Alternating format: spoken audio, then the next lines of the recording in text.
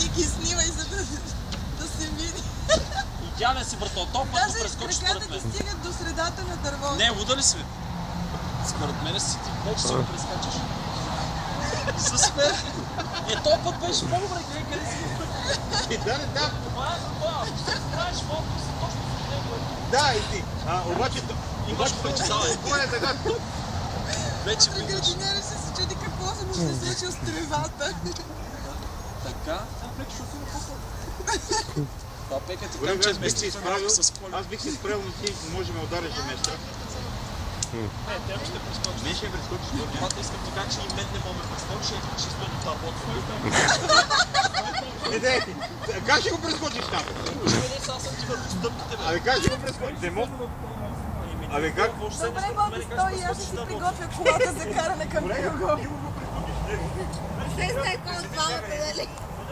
Поне тук може да се прескочи по точка и съм след това се разкачи го прескочи. Къде ще ме прескочиш? Питай се до точно да бъде далече. Айде, тук ще стоя да видя как ще ме прескочи. Не, аз ще стоя с всеки случай. Къде?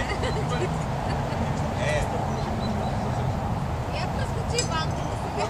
Виж както така да го прескочиш. По-скоро ще го яхнеш. Леко само, с спокойно. Мисля да я приключим тази тема с тази лодка.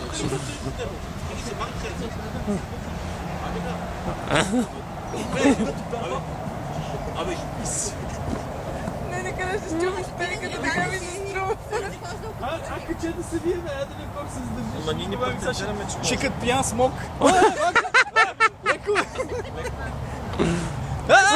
Беше хубава пейка. Леко! Това мини американски Леко, гладиатори. банка задържа се цяла секунда.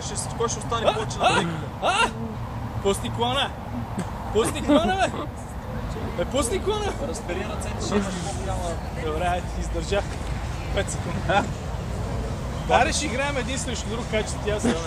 Не отклоняй темата, сега да покоминеш шоколад с банката или не? Не се фанахте на бас. Пейката е победител.